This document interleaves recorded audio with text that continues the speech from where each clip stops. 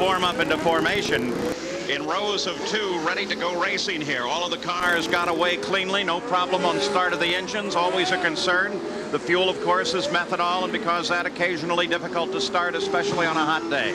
All the Indycar teams successfully started their machines and are ready to go. This is Paul Page with Scott Pruett, Lynn St. James, and Gary Gerald, ready for coverage here at the Vancouver Kart Grand Prix. Here we go with the Sears Diehards starting grid. Michael Andretti sits on the pole. Alongside is Danny Sullivan. He won the race at Cleveland earlier in the year. In the second row, it is Bobby Rahal. 5 times this year, he's been second at number 1. Outside is Arie Luyendyk, the Indianapolis 500 champion. In the third row, it is Emerson Fittipaldi, who looks for his first win this season. And Unser Jr., the points leader. Rick Mears running in a slump right now, and Mario Andretti trying to end a 2-year no-win streak. Then Scott Goodyear, the young Canadian, looking very strong this season, and the Alfa-powered machine of Roberto Guerrero. In the 6th row, it's Teo Fabi, the Porsche car, and Didier Tays with Buick power. In the 7th row, John Andretti, teammate to Fabi at Porsche, and out of Ganassi Racing, Eddie Cheever. In the 8th row, ARS champion Mike Groff, and Rahal Boycel, who replaces Scott Pruett at the wheel. In the 9th row, Willie T. Ribbs and Scott Brayton. In the 10th row, it's Dean Hall and the great A.J. Foyt. Then Jan Beekes and Buddy Lazier as we look down through the rest of the field. Hiro Matsushita and Randy Lewis. And the final row is Dominic Dobson and rookie Ross Bentley, a native of Vancouver, Canada. The field now beginning to string up into position, ready to begin the final lap before the green flag here. Scotty, a good deal on everyone's mind here today. Everybody with different objectives. A lot of people with different objectives. Michael, he wants to go out. He needs to win this race. He's going to charge hard from the start. Al Jr., on the other hand, he knows he needs to just finish the races for the rest of the season. He'll run strong, but a lot more conservative. Danny Sullivan, what's he going to do? It's a big question mark where he's going to go next year. He needs to look good and run well. All right. Thus far this season, a lot of money already paid out. Arie Luyendyk still on top of the order, owing to his win at Indianapolis that paid well over $1 million. But Al Unser Jr. closing in on Luyendyk now. Then Rahal, Fittipaldi, and Andretti. Now the field begins to take some semblance of order in the rows of 2 as they string around this 1.73-mile circuit. 97 laps, the planned distance ahead. Nick Finaro, the starter, signaling them to come into rows of 2, and there's the green flag as they come 3 abreast. Slamming down to the first turn, Michael Andretti drops to the inside.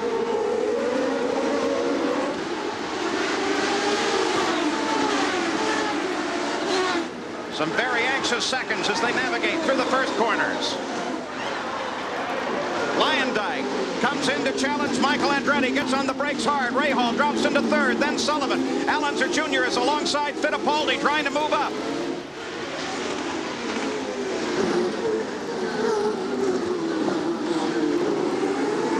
Well, we talked about people with something to prove. Arie Luyendyk certainly feels that as he jumped up into 2nd place on the start with a superlative move. He did a real good move right up there. He's anxious. He wants to have a good run, similar to what he did at Indianapolis. But, you know, there's a lot of people's minds. He has to push hard here, but they also, at the same time, they have to remember they only have so much fuel to make this whole race. Well, Michael Andretti being chased by Arie Luyendyk. Then you see Rahal moving in 3rd place. Sullivan sits in 4th right now. As they come to the conclusion of the first lap, the stadium just ahead, they're on the pit straight. Flashing across the start-finish line, Michael Andretti will lead the first lap ever for the Indycars at Vancouver. You saw as he went down into the first turn there, as we look at the onboard camera, that yellow line is Arie Luyendyk gotten into the wall somewhere. And Luyendyk in trouble. He was in 2nd place, but he caught the wall hard. So he caught the wall real hard. Look on the outside front suspension there, and he really tore that up. It's going to be the end of the day for him. For sure. Oh, what a terrible break for Arie Luyendyk with such a great start. And something happens, puts him into the barrier. Of course, when you're on a circuit like this, where it's so tight and the walls are so close, you can just instantly smack into the wall and do terrible damage to the machine. We talked a little bit about the bumps earlier. There is a bump in turn 1. That could have actually thrown him into the far side barrier, which would have tore up that outside front suspension like we see. Of course, the first time actually racing on the circuit, despite we have had the 2 days of practice here. Double yellow flag tells you that they are going full course yellow and put the pace car out to slow this field down. That no doubt owing to the heavy damage on Arie Luyendyk's car, and he climbs out of the machine obviously uninjured but terribly disappointed. Boy, what a great start, and then to have that happen. Let's take a look here. Here's perhaps what happened. Coming in turn 1, Arie was pushing real hard, and again, what happened was he clipped the inside wall. We saw just a little bit of puff of smoke on the inside wall. It would just rocketed him clear across the track and tore up the suspension on the opposite wall. At least everyone else was able to get through. You see there is Rahal, Sullivan, and Unser Jr., and then Fittipaldi, followed by Mario, as at least Luyendyk, with some modicum of control, is able to get the car out of the racing line while everyone else gets it under control. Now, that brings us back, Scott Pruett, to exactly what we were talking about as Arie Luyendyk walks away. What you said at the beginning, they've moved that very section of the race course back and forth a bit. This was really the first time under speed that they were going to take a hard look at that corner and how it was delineated with regard to the yellow line and everything. Could that have been a factor? I don't think it was much of a factor. It looks just like it was a mistake or a little bit of an oversight on. There's Doug Shierson. That's Arie's owner. On Arie's part. From seeing it, it looks like he just tried to clip the front, the turn off a little bit too short, and that's the one thing that's not forgiving about a street course. The barrier's right on the edge, and they'll bite you pretty good. The ups and downs of a racing season. This car that won the Indianapolis 500 now sits broken by the side of the course with an accident right at the end of the very first lap. Michael Andretti jumped into the lead from the pole. We'll be back.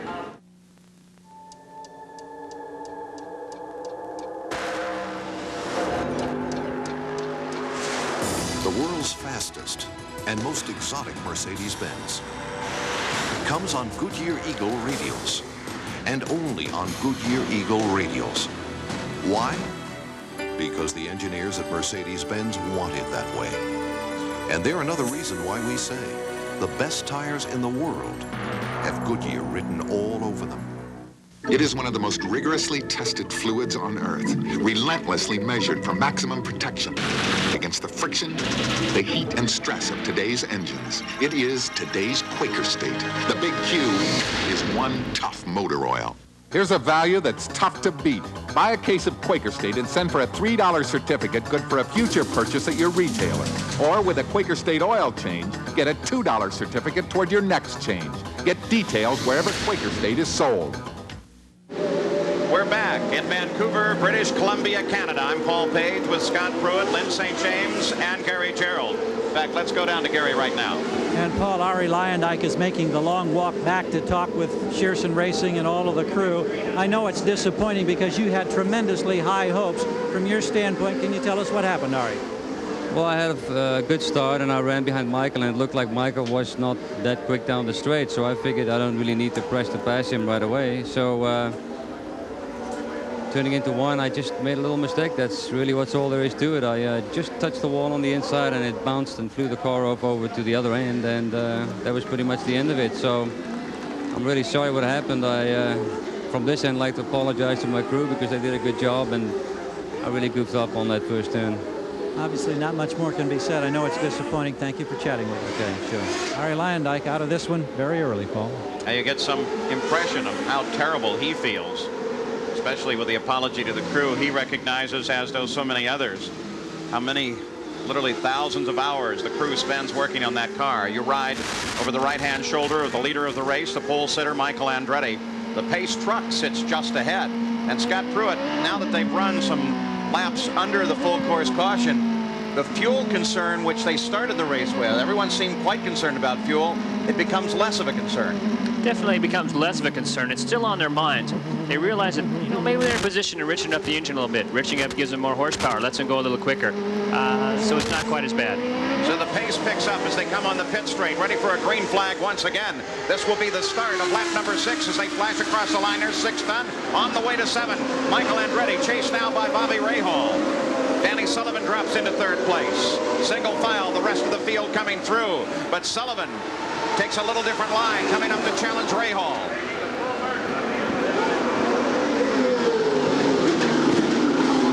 Rahal Rahal right on the back end as they come through the hairpin and head back toward the stadium. After they negotiate this quick chicane, then they run through a shaded section, actually part of the overpass work of the stadium itself. And that too could be a factor in terms of the tires here today as they move from sunshine to shade. Nothing changes at the front of the order.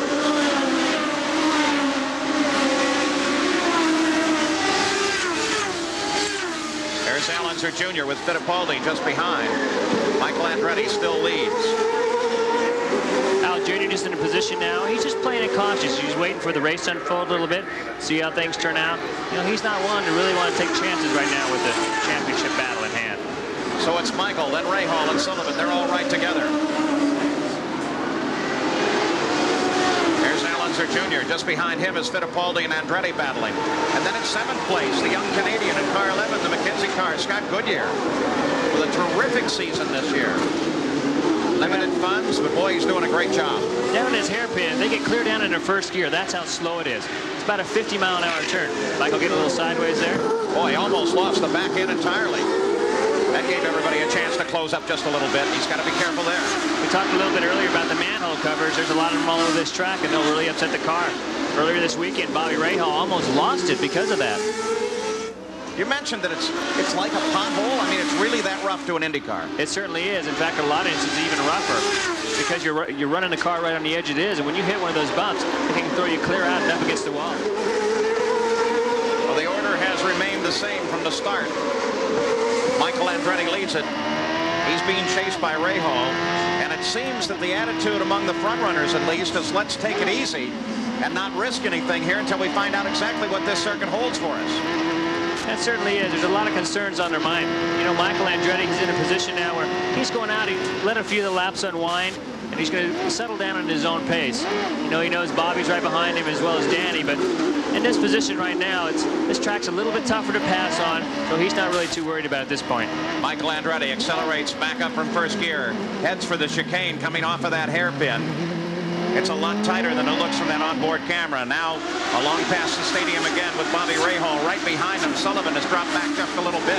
Sullivan's concern, I'm sure, still is one of fuel and probably is short shifting just a little bit. They said that might become the team strategy very early on. So if he short shifts, you'll see him drop back a bit on the straightaways, but he can still close as he comes under braking. They're all kind of in the same boat right now. They all have to conserve fuel. When they go out and short shift, that means instead of shifting, let's say, at 12,000 RPM, they're shifting at 11,000 RPM. That's one way to conserve fuel, as well as leaning out the engine, just not giving the engine quite as much fuel as it would like to have. On the pit straight, once again, averaging about 93.5 miles an hour for the leader, Michael Andretti. The Indycar, 1,550 pounds, developing 750 to 800 horsepower. 161 cubic inches turbocharged. Magnificent racing machine. There's Scott Goodyear, the young Canadian we mentioned earlier. Here was as he came under Mario Andretti. This was a fight for 6th place. And boy, he handled up the former world champion pretty well. Real nice move up the inside there. That's one of the areas under heavy braking that you can slip up inside of a guy. Looks like he did a real sweet job there. Another guy moving up is Eddie Cheever, who is now running up in 8th place. He started in 15th. So we'll be keeping our eyes on Cheever as he circles his way through this field as well. Of course, this is the kind of circuit that would favor Eddie Cheever. He had a good run at Denver with his 10 years of Formula One experience. He knows how to figure a circuit out quickly and take advantage of it. He spent a lot of time on street circuits, a lot like this. And if anybody's going to adapt very quickly, it would be Eddie. I mean, he's been racing for a long time and can set these cars up pretty well.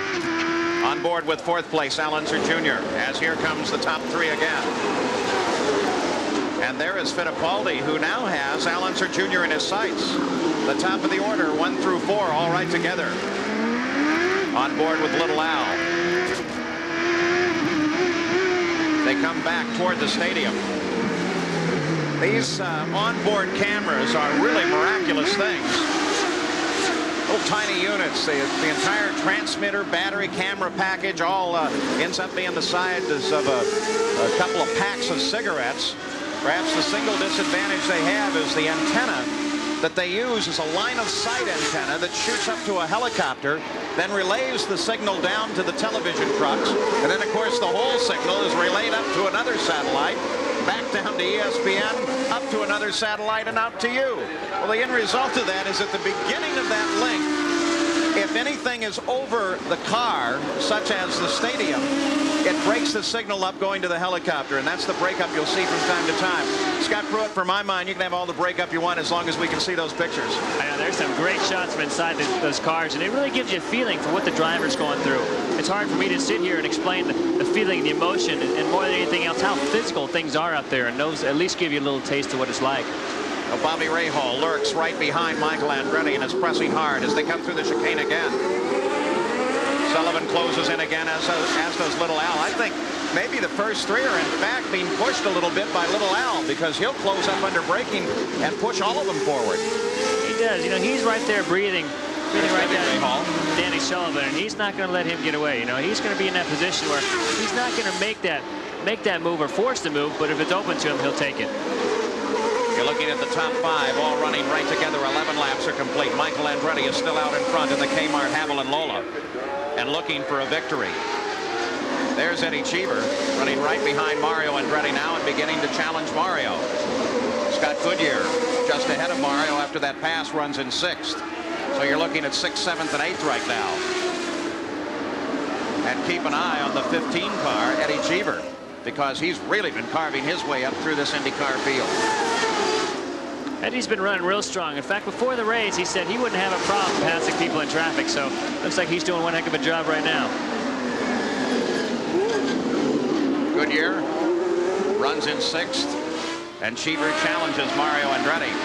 Well, he's stuck in right behind him now.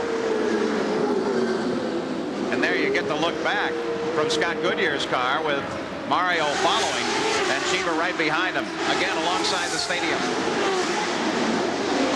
Earlier on this weekend, that stadium cover was a major concern because of all the rain. If it was to in fact rain, which I don't think is going to at this point in time, you go from a very wet circuit to dry and back to wet, which is particularly hazardous. Eddie Cheever runs in 8th place right now. Let's get an update on his status from Lynn St. James. Well, you know, being a first-time circuit, everybody's been out there guessing about a chassis setup, and I just talked to Eddie Cheever's crew. They guessed again. They made another change before the race. Eddie likes it. He's running well, and he called in on the radio as he's passing him and says, I just got another one. So it sounds like Eddie's really relaxed, really likes this car setup. Also sounds like the change is working. Back at the front of the field, Michael Andretti with Rahal right there. 1st, 2nd, 3rd, 4th. Now Fittipaldi closes in 5th place. In a lot of ways, even it doesn't look like it, is a waiting game somewhat. They need to have a good car at the end of the race, because from the last fuel stop on, that's really when they get down to business. That's really when they're going to race hard. It looks like they're racing hard right now, but they're conserving. They're conserving fuel, they're conserving the car as well as tires. 97 laps the scheduled distance. 13 laps are into the record book, with Michael Andretti and the Kmart, Rahal and Lola running out in front. But he is being challenged by all of the top 5. We'll be back.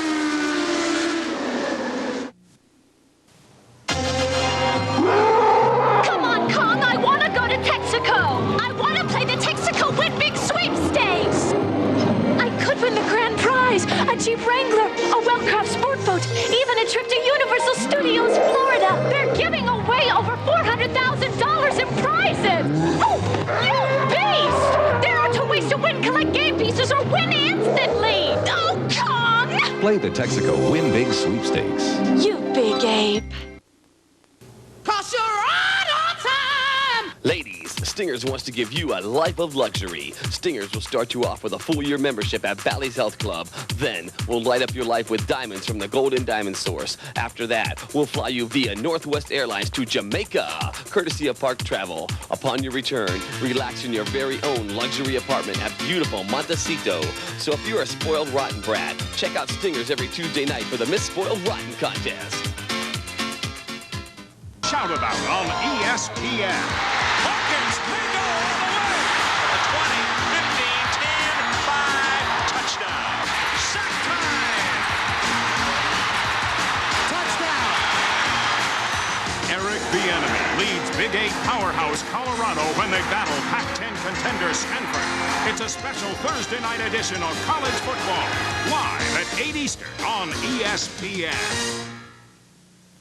The Vancouver Grand Prix, British Columbia.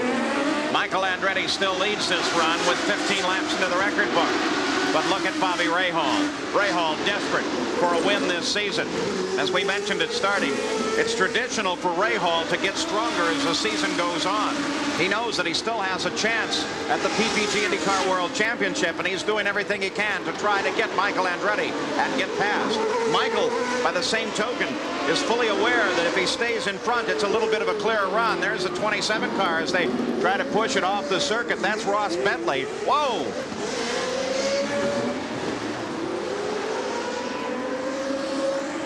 A terrible situation here. Yellow flags come out. And they're calling for an ambulance immediately. The Ross Bentley car was off the edge of the course. They were trying to get it restarted. The pace car will come out.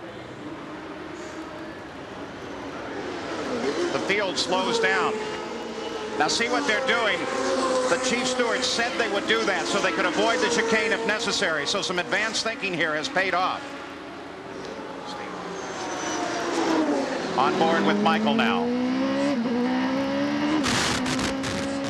That's a terrible thing to see. It's a real bad thing to see. The corner marshals are all volunteers, and they do everything they can to help. For the most part, they are unpaid. For the majority part.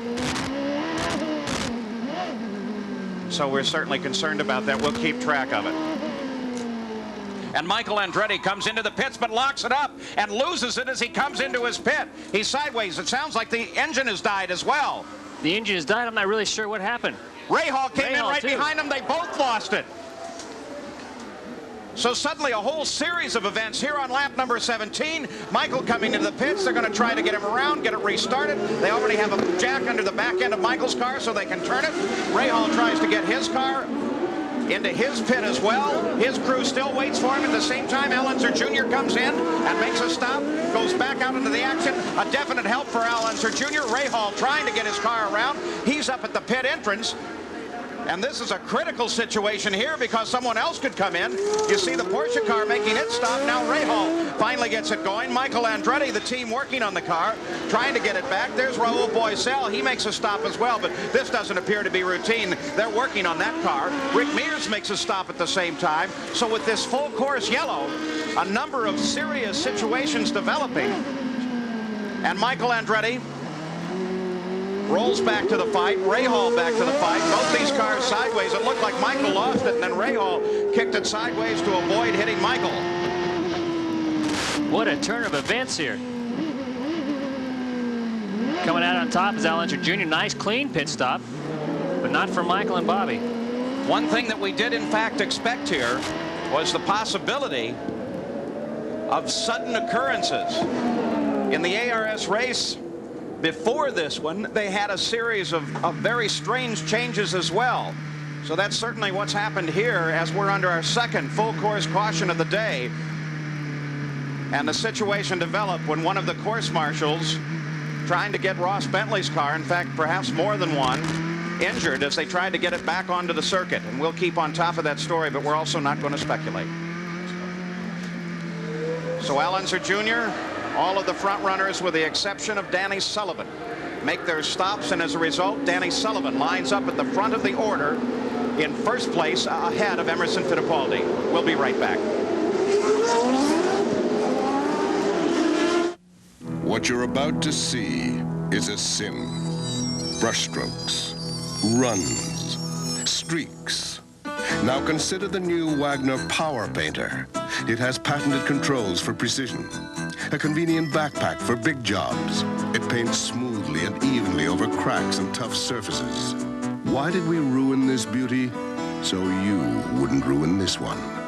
Wagner, not just a whole lot faster, a whole lot better. So, did you break him, Raj? Break him? I own him. That horse and I are one. We achieved a special kind of oneness. Man and beast, speaking the same language. What's that mean? Means they'll be talking again tomorrow.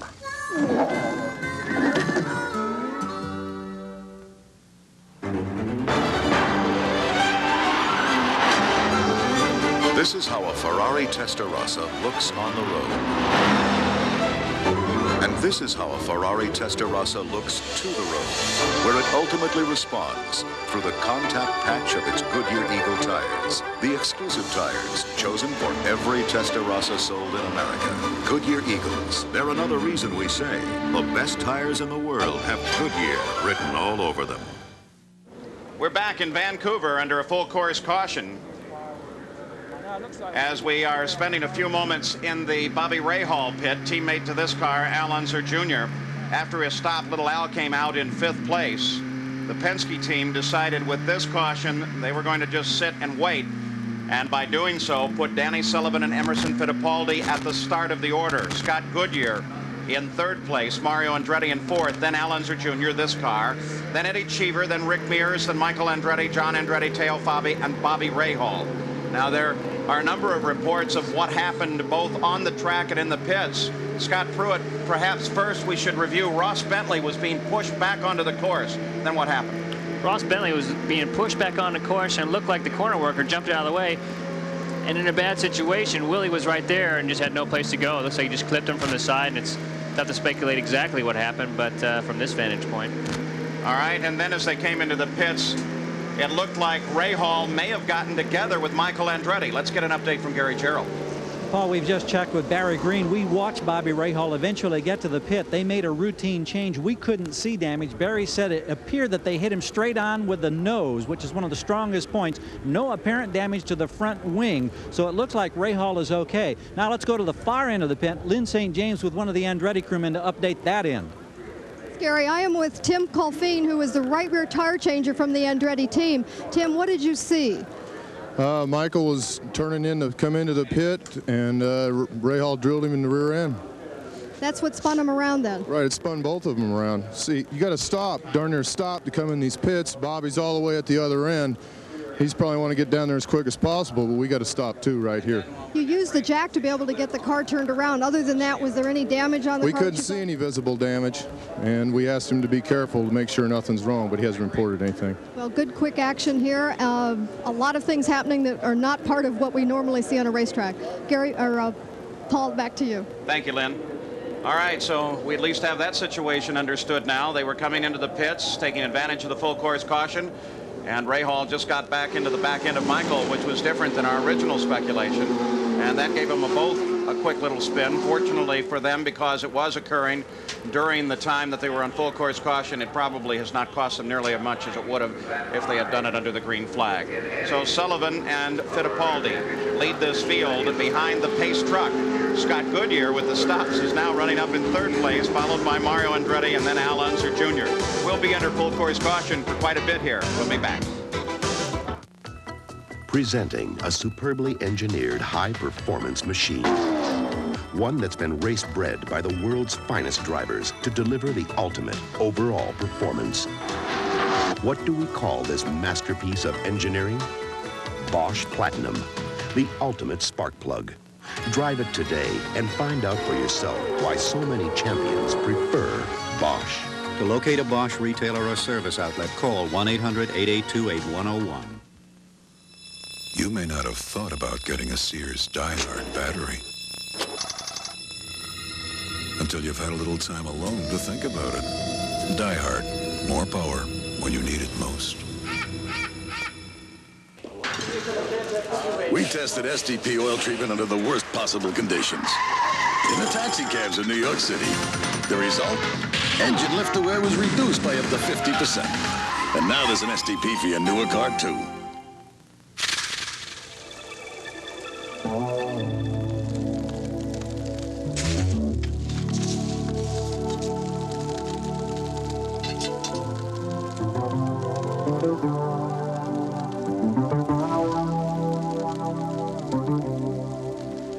Life's full of simple pleasures, like the comfort of Levi's jeans, or had you forgotten?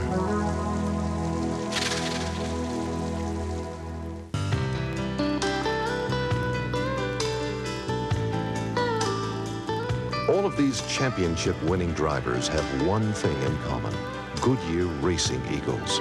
The race-winning technology that's found in the Goodyear Racing Eagles can also be found in the world's best-selling line of high-performance street tires, Goodyear Eagle Street Radials. The champions know, and it's why we say the best tires in the world have Goodyear written all over them. Back in Vancouver, British Columbia, still under the full course caution, caused when two of the course marshals here were injured as they tried to get Ross Bentley's car back into the action, and Willie T. Ribbs came through. Yellow flag flying. There you see the signal from the starter. One more lap to go. Both of the course marshals were sent to local hospitals now. They've been transported. A broken ankle and a broken jaw. So far, all the information we have, but the good news is none of that is life-threatening. The field working their way around now. Some emotional apprehension from some of the other course marshals here. You don't see that often. So now let's go down to the pits and get a further update from Lynn St. James. Thanks, Paul. I've talked with Kim Green, who's the team manager of Rayner Racing, and I've given him the good news that the course workers are okay. They've got some injuries, but they're okay. But explain what the situation with the radio is and what you're able to tell us about what Willie knows right now. Well, one of the most frustrating things of motor racing, unfortunately, our radio communication with Willie is very, very limited. We hear him loud and clear. He cannot hear us. So we're doing signaling by the pit board. He hasn't mentioned anything about hitting anybody, so I don't think he's aware of it. Certainly it wasn't intentional. It looked like an unfortunate racing accident. It's great to hear they're both well, and we'll have to inform Willie about it after the race. It appears the car's okay. The most important thing is the corner workers are okay. Okay, thank you very much. And now we've got a report from Gary. Thank you. And Lynn, very quickly, as they're ready to go green, Chuck Sprague, I know you're ready to go green. How much has the yellow helped you in fuel?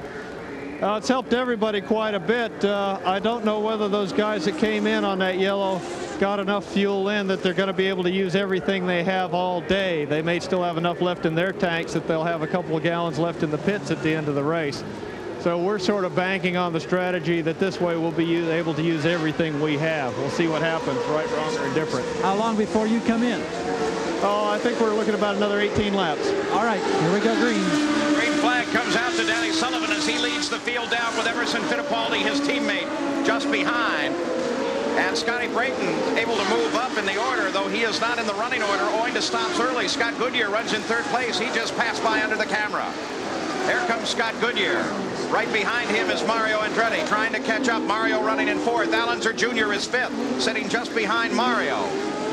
And Eddie Cheever sits in sixth place just behind Little Al. On board with Unser Jr., the points leader, as he tries to catch the elder Andretti. Moves to the inside, gets past Andretti, and now has Scott Goodyear in his sights as he starts to carve up through this field. What a great move right up the inside. I wasn't quite sure if he can get down there without having a little bit of bump or a little bit of touch there, but not such a problem. Boy, got my attention. That was a pretty courageous place to try it. It's a great move.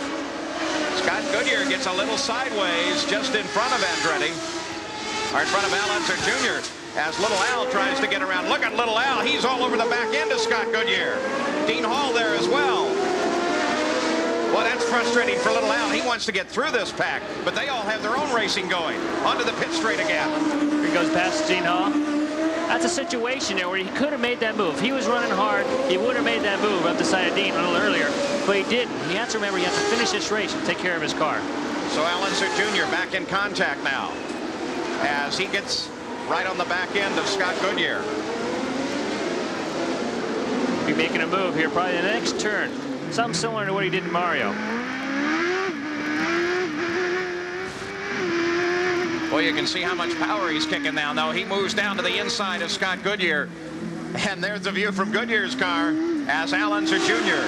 moves into third place and now begins pursuit of the Penske team, running first and second.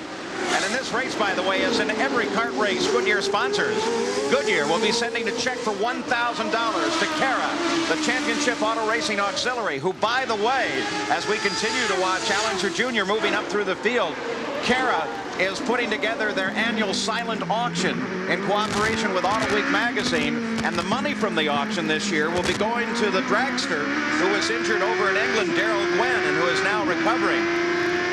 All of racing seems to bind together to try and help Daryl out, and we all certainly wish him well. I can certainly attest to that. The people that have bent over to really help me out and give a lending hand when I had my problems, it's a great fraternity.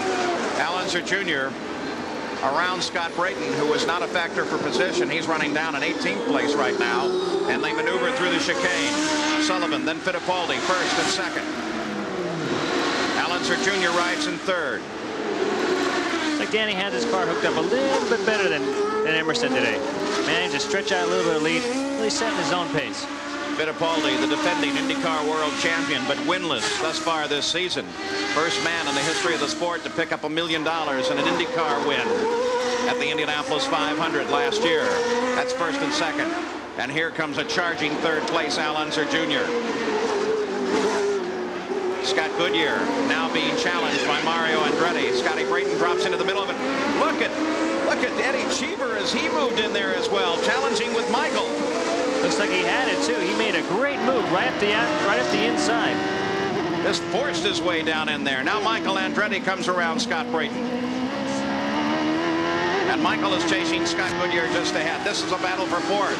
And there's Rick Mears running in 8th place with Bobby Rahal lined up behind him, and Eddie Cheever just ahead. Boy, they're racing everywhere on this track. They're closing in on the positions in front of them, 7th and 6th, and that's Andretti and Cheever. There's some great racing going on here in this. Just what we hoped for here in Vancouver, and we're seeing it. The Indycars, they're all over everybody. Wow. Look at Rahal as he challenges Rick Mears.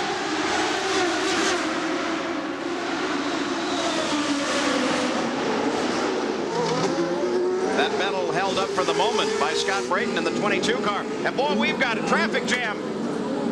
3 cars. The Alfa Romeo and both of the Porsches in the chicane. That's Guerrero, John Andretti, Teo Fabi, Dean Hall, the 31 car in a full course yellow again.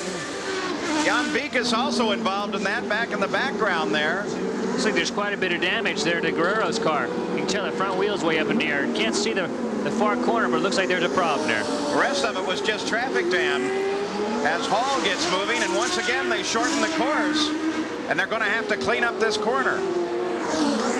You know, when we first came in here, Scott, and we're just driving around the course, we kind of wondered about this particular corner, why it was there. There's Dominic Dobbs in the 86 car as he gets restarted and gets going again.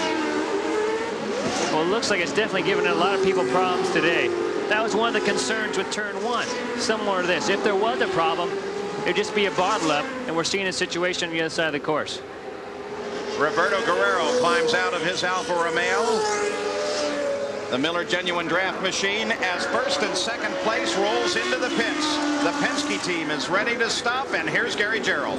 And in tandem, Paul, the Marlboro cars. We have right in front of us Danny Sullivan, 2 pits behind, and through a break in the wall is Emerson Fittipaldi. Everything appears to be routine. Sullivan, who won at Cleveland, down off the jack. Goodyear cuts right in front of him. Sullivan back out with Fittipaldi. Beats him back out on Emerson Fittipaldi under the yellow. Beats his teammate, who was blocked momentarily by Scott Goodyear. So Emerson Fittipaldi on the roll as they come off of that pit exit.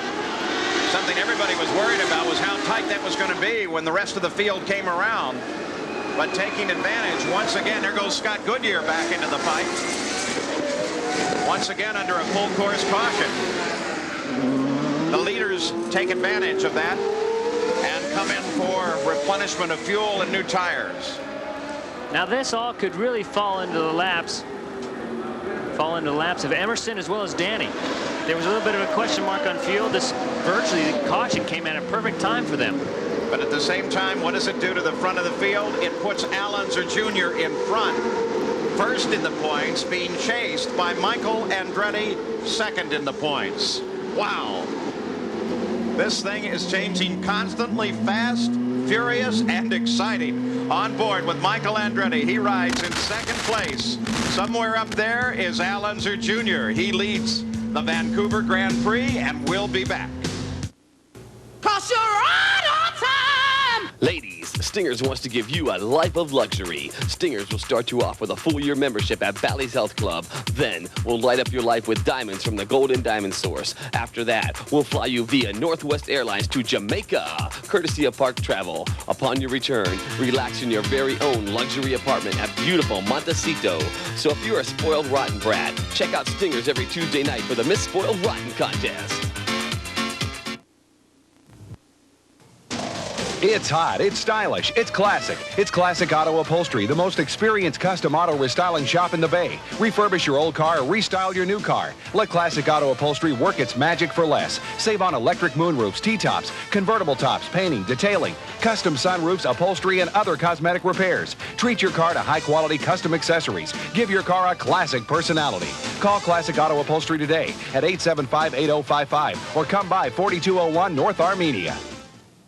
Face the Red Sox and the Giants take on the Padres. Or in some areas, the Royals battle the White Sox and the Astros beat the Dodgers. Tonight at 7:30 Eastern, live on ESPN. Being a tough motor oil takes more than tough talk. Sure, one brand says it's for smaller cars, while Quaker State has been tested tough enough to exceed the most demanding specs for every size car sold in the U.S. Quaker State is one tough motor oil. Here's a value that's tough to beat. Buy a case of Quaker State and send for a $3 certificate good for a future purchase at your retailer. Or with a Quaker State oil change, get a $2 certificate toward your next change. Get details wherever Quaker State is sold. We're back as you take a look at the leader, Unser Jr. Michael Andretti lined up in second position, then Rick Mears, then Danny Sullivan, then Emerson Fittipaldi, the Penske team, third, fourth, and fifth. Under a full course caution caused when Roberto Guerrero apparently got a section of the wall, and in doing so blocked up the chicane. Everybody had to line up behind him. It looks like Guerrero is the only car that is seriously suffering from that, as Roberto climbed out of the machine, and it looks like Bobby G's day is done. On board with Michael Andretti, second place, his job to catch Unser Jr. And it lays out as a most interesting story with the leader of the points, also the leader of the race, looking for something that no other man has ever done before, and that is win 4 IndyCar races in a row. That's the objective of Unser Jr. today, but you're on board now with Unser Jr., and behind him is the man who can do the challenging. That's Michael Andretti, second in the points, starting on the pole, on board with Michael right now. He desperately would like to get up, do battle with Unser Jr. The surprise, well, not really so when you think about it. The tactics being played in the Penske pit. Rick Mears now inherits third place with all of these stops, and Emerson Fittipaldi lines up in fourth. Bobby Rahal will actually come back to the green flag in fifth place, followed by Danny Sullivan. Some problems for Eddie Cheever. He was stopped on the course. Apparently they didn't get one of the wheels attached quite as well as they could, and it started to wobble off, so Eddie Cheever now runs in 19th place and dropping quickly through the field as he stopped on the circuit. Let's go down to the pits again and Lynn St. James. Got to be very disappointing. You had such a great qualifying position. What happened? Yeah, it was a shame. You know, the weekend was going pretty well, but first we had a puncture first, which, you know, we lost a couple of laps with that, and then the car was reacting very strange. I don't know why. I don't know if there was something. It was just not reacting well. But anyway, the mistake was that I touched the wall and I broke a rear wheel. That had nothing to do with the car. It's just my mistake, I'm afraid. Can't make any of them here, can you? But sorry. Better luck next time. Thanks. Roberto Guerrero out of the action. Damage to his car. You know, the in-car cameras that you see give you an interesting look at the cockpit, but there's a lot more. Let's take a look.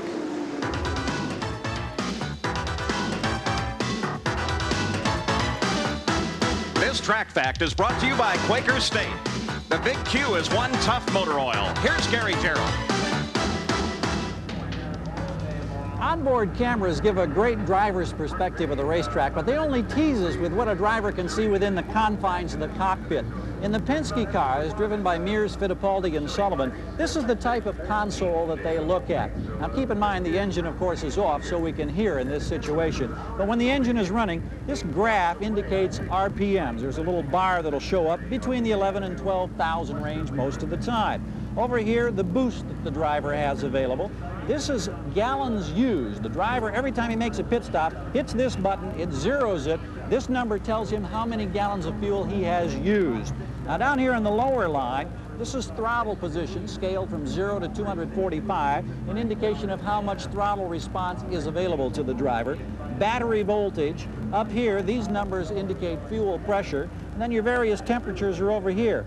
Oil temperature, hit the switch, you get water temperature, hit the switch again, and you get oil pressure. Now, the driver's focus when he looks at the console, concerned with revs, boost, and fuel. The rest of this information through the telemetry system is monitored closely in the pits. What can a driver change in the cockpit? Basically, he can only reduce his revs, or he can also slightly adjust the boost by using a knob right down here. The rest of the time, and the bulk of the time, of course, his focus out here on the racetrack.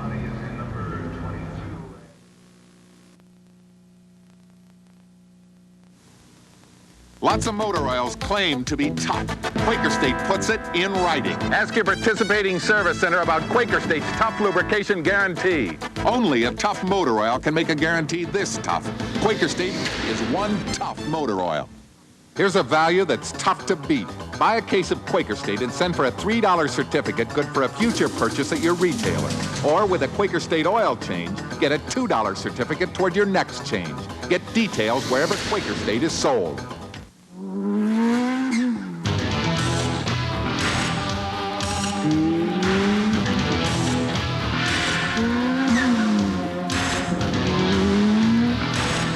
This is where Toyota learns the value of racing.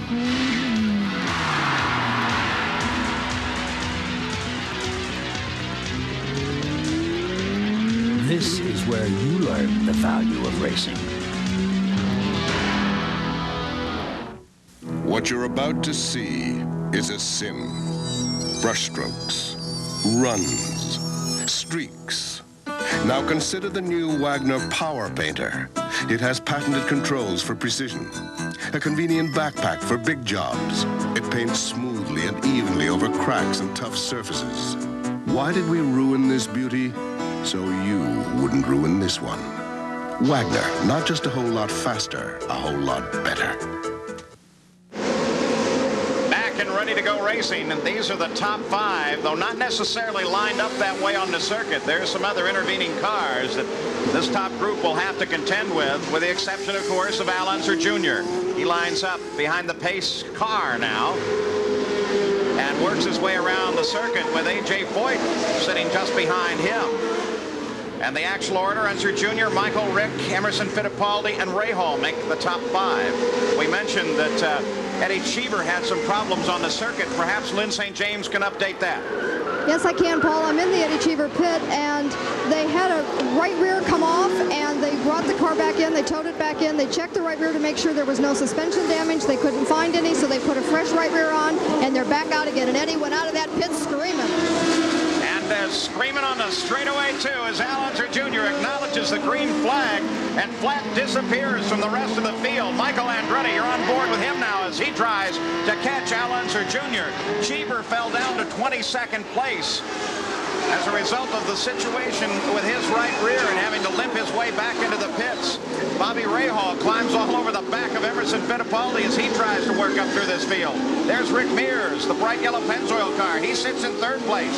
So the top of the order beginning to get back in contact again.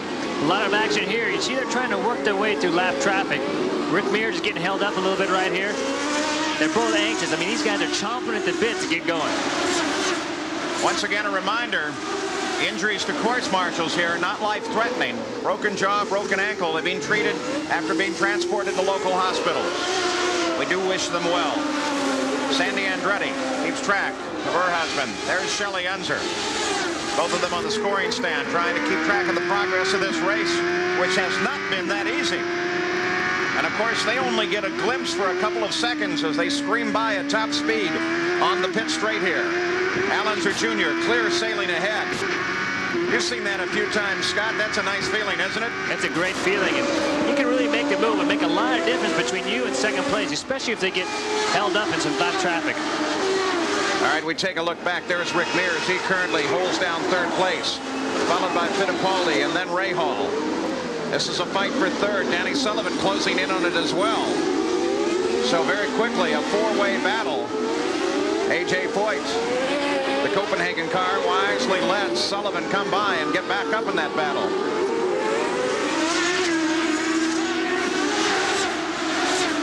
The front of the field of Lal still maneuvering some distance ahead of Michael Andretti, about 4.5 seconds. This is where the fight is. Rahal trying to catch Fittipaldi, while Fittipaldi is closing down on Rick Mears. The Penske team using some interesting tactics here today to get their cars up at the front of the field. And the leader, Unser Jr, is averaging at 95.8 miles an hour. And on this circuit, that's screaming. Bobby's anxious. He's really working at it hard.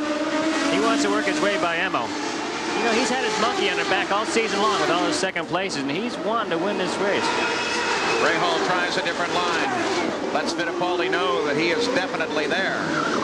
As if Fittipaldi wasn't already well aware of it. Through the hairpin. Bobby better be careful, too, because right behind him's Danny. And we saw Danny. He's been running strong. Got caught up in the pits. A little bad situation with Scott Jr coming in. Through the chicane again. Teo Fabi sits by the course side in the pits. He's the very first pit here and slowly comes back into action. So something occurring with his Porsche. Untimely and unplanned. But he comes back into the fight. Teo Fabi in 19th place. Back in this fight for third. 4 cars. Mears, Fittipaldi, Rahal, Sullivan. Oh, look at Rahal. He can throw that car about anywhere he wants. He certainly is. You know, he's really working on it hard. Any little bobble that Emerson's going to make, he's going to be in that hole. But at the same time, Emerson knows how to drive defensive. He knows how to use that whole track up. Make it real, real tough for Bobby to try and get around. The 4 cars battling for third now come up behind Dominic Dobson, who very quickly could be a factor. Dominic runs in 14th place, not on the leader lap. Certainly is aware that this battle is coming down. And will no doubt give way just as soon as it's convenient. But on a fast, tight circuit like this, those points of convenience don't come too often. They certainly don't. This track, even though it is as wide as it is, it's very tough to pass on. There's just really one line out there. So you really have to take a little bit of a chance when you're getting by. It needs to be in a heavy braking area. And this all happening in front of a magnificent crowd here. They announced before the race that everything was sold out. Look at Rahal. He darts out. He's going to give Fittipaldi a little try under braking. Or is he setting him up, Scott? He's taking a look. You know, he wants to fill up Fittipaldi's mirrors. He wants to make sure he knows he's back there. But Fittipaldi's a veteran at this. You know, he's had a lot of heat from a lot of different people over the years. He's not going to give up easy. Here comes Rahal again as he tries it down the inside. Similar power plants, both Chevrolets. Is he really trying, or is what he's doing is saying, look, Fittipaldi, I'm going to try on the right. I'm going to try on the right. And then when Fittipaldi moves over to keep that light right kind of occupied, then he darts out to the left. Well, Bobby's working hard right now. It looks like his car's working a little bit better. It looks like Emerson may be able to just squirt off the corner a little bit better. You see we can stretch out a car length or two coming off the turn. So Bobby's working hard to try and get by right now. While the cars certainly externally appear identical, they're certainly not that. Even in cars with identical chassis and identical power plants, the way they're set up, the way the drivers and team picks the gears, makes them definitely different machines. Rahal tries it again. There's no... Boy, he's got to be careful, because I know Sullivan is going to decide one of these times here, Rahal, you're just going to stay out there, because I'm going to move in. It's really heating up right now. He's taking a look right, taking a look left. He's anxious. He wants to make that move. He wants to get by and start working on Rick. Continuing fight for third place, though Rick can breathe a little bit at the moment. They move around the slower car, Teo Fabi, as he tries to come back up to speed and get into the fight, running in 19th place. Look at Rahal. He's got it tucked right into the gearbox. I guess he figures, well, I already got some damage up there. Let's keep it going. All right. Can't hurt it anymore. He needs to stay real close like he is. If Emerson is to make a little bobble, he's got to be ready to jump right in that hole. Hiro Matsushita, the Panasonic car, by the wayside now, out of the race with a blown turbocharger. Also, Didier Tays out of action, so that means Guerrero, Tays, Lyondike, Lyondike with his accident on the very first lap of this race. Boy, look, they're back in contact with Rick Mears. And for a moment, they can all run together. You can see how Bobby catches up a little bit. What that is Emerson's really taking a defensive line. He's going into the turn not quite as wide as he could to get optimum speed, but more in a situation to make Bobby not have that hole to slip up the inside. So here in Vancouver, it heats up as Rick Mears holds on to third place. The leader of the race is still Unser Jr., who leads by 4.5 seconds over Michael Andretti. Some great racing with the CART Indycars. We'll be back.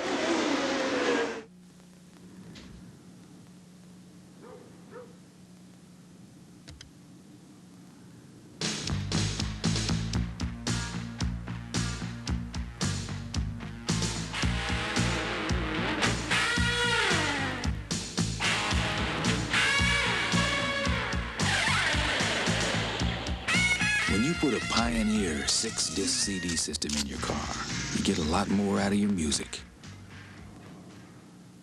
Sharp. When I say sharp, I mean business. I mean Technology on the cutting edge. sharp. Color technology, color scanners, printers, and copiers for high-impact presentation. Sharp. Laser fax technology, laser quick, laser clear. I mean Microtechnology, the wizard, the electronic organizer.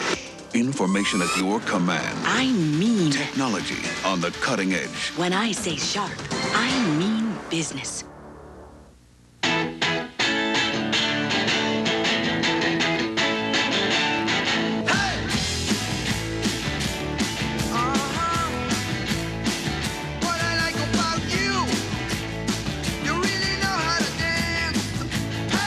The good times roll with the clean, fresh taste of Bud Light. It won't fill you up, never lets you down.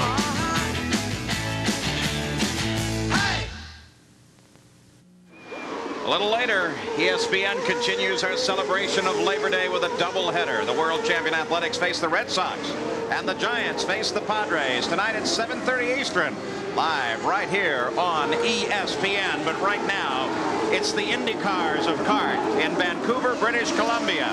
And the fight continues on the circuit, a four-way battle. Rick Mears in third, then Fittipaldi, then Rahal, and then Danny Sullivan. And the pace Rick Mears is setting is holding up the rest of the fight. It's giving an opportunity for Unser Jr. and Michael Andretti to pull away. In fact, they're doing so at about 3 seconds a lap. So this battle is very costly in terms of time for the participants. We're at 45 laps right now. Here is the field rundown at the conclusion of 40 laps of the run.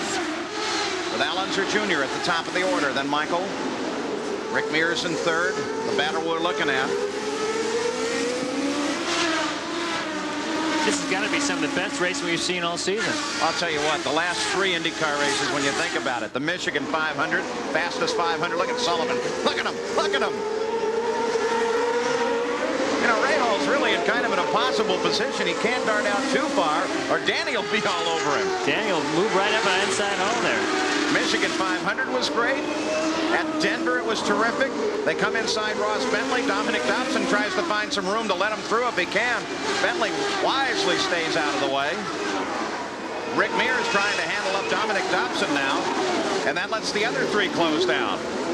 Some great racing. Bobby's in a situation. He's right, he's left, but he can't leave too big a hole, or Danny's going to slip right up the inside of him. From what we're seeing, it would appear that Rahal's car is far superior to the other 2 he's racing with. He just can't find the room because he can place it anywhere he wants. He certainly can. That's a tough situation about street courses. It's very, very tough. It's very limited on the amount of room out there, and really where you can make the passes. Back at the front of the field, look at the interval now. We mentioned just a little bit ago it was as far as 4 seconds. But now Michael Andretti has closed to within 1.5 seconds of Unser Jr. So the fight for the championship is also the fight for the lead of this race. What a great show. On board, Michael Andretti. That's Little Al just ahead. They head for the underpasses alongside the stadium.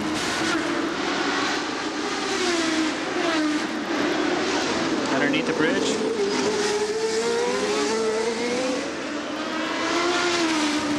I'm just curious. Now he's in a situation where he knows that points battle.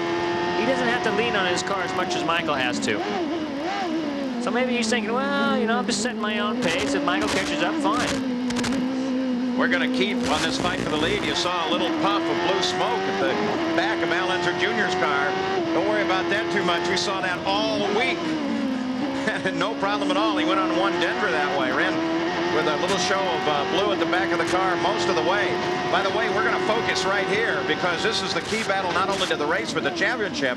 But Bobby Rahal finally was able to move up and assume 4th place in that fight he was in. Just darted past, got past Fittipaldi, and as suspected, so did Sullivan. That's one of those situations where Bobby probably opened up the hole and Danny just freight trained right on through. What are we seeing with that little puff at the left rear, Scotty? Any speculation? Well, what's happening right now is they have a seal on the turbo. The turbo has oil running through it. And what they want to do is they want to run that seal as loose as possible to have as much turbo response as they can. Let it spin up a lot quicker. So what you see, just a little bit of oil leaking through. Oh, this is a great battle. Here comes Michael. Michael comes inside Little Al, and Michael takes the lead. Michael Andretti back in front. The pole sitter led the early part of the race, and he's back there again as he goes around Unser Jr. I think a little bit of discretion there on Al Jr.'s part. What do you think? Yeah, I've been wondering. The smart thing for Unser Jr. to do is to take it easy for the rest of the season. If he's very careful, he can win the championship. Men who have won 5 races in a given season have won the championship easily. But I wondered if the discipline was there for him to do that. Well, now we have the display. I think we've seen a lot of maturity with these two drivers this season. They've learned a lot. They've learned a lot over the season. Not just the fact that they go out and be aggressive, but know when to turn it on and turn it off. So Michael Andretti back at the front of the order. Unser Jr. is second. Rick Mears is in third, but being pressured by Bobby Rahal as well. Great battle through the front 6 positions of the field. Shelley Unser, a little early to be apprehensive, Shelley. He's still doing great. Probably wondering how she's going to use her 900 number today and explain what Little Al is thinking. Here is Bobby Rahal challenging Rick Mears for 3rd place as they come into the chicane. Sullivan just behind Rahal now. Fittipaldi still hanging on to that fight. Now, last year we looked at the dominance of the Penske chassis. This season, it looks like, if anything, Lola may have the advantage on him. Well, the Penske chassis, while it is magnificent, certainly hasn't performed up to the grand expectations that were written at the beginning of the season for it. Now, that seems to be the nemesis anytime the riders start saying, well, we've got a super team here. I remember former champions who decided they weren't going to carry the number 1 because it could be bad luck. Well, if you believe in that, maybe it's happened once again. I'd like to think that most of the Indycar competition has just gotten better and better. Rick Gallis keeps track of his driver as they go for a championship. We'll be back with more from Vancouver. You may not have thought about getting a Sears Die-Hard battery until you've had a little time alone to think about it. Die-Hard, more power when you need it most. To show how Firestone Firehawk tires perform, we occasionally take some of them for a little weekend drive. At the toughest tracks across the country, we put our Firestone Firehawk street performance tires, including the same SV radials you can buy, to the test in racing. Over 1 million miles now, and still counting. Firestone, tires that meet the test. Great weekend. Sure went fast. We tested STP oil treatment under the worst possible conditions. In the taxi cabs in New York City. The result? Engine lift to wear was reduced by up to 50%. And now there's an STP for your newer car, too. There's no dashboard light to warn you. No dipstick to check. Yet when warned, they could cause your car to lose control and braking. Don't find out your shocks and struts are worn by accident. Get your shocks and struts inspected at your Monroe retailer soon. Monroe, your safety could depend on it. Back in Vancouver, Unser Jr. chasing Michael Andretti. Well, at the same time, Bobby Rahal climbing all over third place. Rick Mears, Al Unser Jr. not very satisfied. If we were talking about how he was going to just take it nice and easy, well, the way they approached that chicane, they were both hard on it. Al Unser Jr. all over the back end of Michael's car. Rahal still challenging Rick Mears. Danny Sullivan lined up just behind Rahal. On board with Al Unser Jr. Maybe it'd be interesting to see. Maybe he's just leaning on Michael to have him lean on his car. Then he's going to back off a little bit. It should be interesting to see what unfolds here in the next 4 or 5 laps.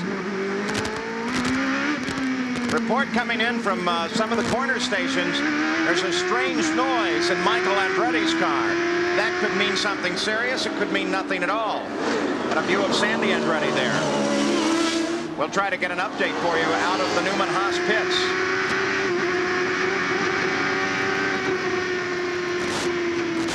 Well, now, fuel was a question at the start of the day.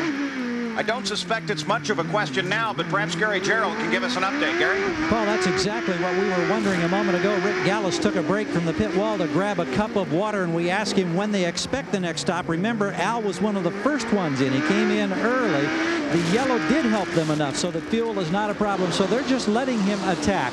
They think that they've got the confidence now. They're hoping that they'll get to somewhere around lap 60 for what should be their final stop. But Al is ready to attack. We've got something happening on the course. We're looking, waving from the pit here. Maybe it's we've got it, Gary. We've got a plume of blue at the back of Michael Andretti's car, and it looks like the engine is on its way out.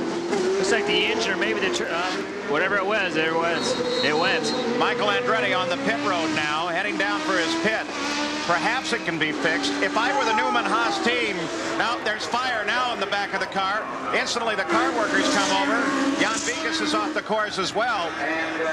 Not a threat to Michael, but they're going to get him out of the car. And what I was going to say, whatever it is, maybe they could keep the car going and at least get some points up. Oh, and it's over for Michael. Oh, how frustrating. That's not only a win, but perhaps no points at all. That's right. What a tough break. That's a tough situation. Here you are. You're so anxious, so excited. When something like this takes you out of the race. Definitely no points at all for Michael Andretti. The cockpit empty. And the yellow flag comes out at the start-finish line. Oh, what a terrible break. Twice in his career, he's been right on top of a championship. Let's go to Gary Gerald. And Bobby Rahal, Paul, is in immediately with the yellow, and right behind him, his teammate Al Unser is expected. We're trying to get a clean view here. Difficulty. Now down off the jack. Throttle is engaged. Rahal away quickly. Here comes Mario Andretti flying by, chasing him on pit out. Also, Rick Mears wheels by, and they're ready just up the line, 1 pit ahead for Al Unser Jr. We'll keep watching. Now we see him roll into view. He hits the marks. We lean down and look across the wall as the drink comes over. Fresh rubber all the way around, topping off with fuel. We see no wing adjustments or anything up front. Now they make the wing adjustment. Both sides, a quick twist on each side, off the jacks, and little Al spins by us. And a twist of fate for Al Unser Jr. He was battling with Michael Andretti, the leader, after leading himself. And then suddenly something goes wrong with Michael's car, and Al Unser Jr. goes into the lead. Sandy Andretti keeping an eye on the race, on her husband Michael as well, as a full course caution comes out once again. And that will close the field up. Here comes Danny Sullivan, second place. The Penske crew falls on the car. Fuel goes in, all 4 tires changed.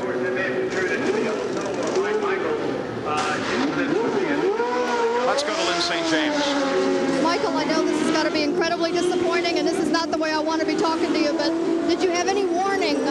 Do you know what happened? Hey, broken header. No, it's header broke. See how it goes. All right, we're going to maybe try again. Broken header. And you might be able to get back out if they can fix it? Oh, maybe. Well, there might be some points still to be had. Remember, we got to go all the way to Laguna. Yep.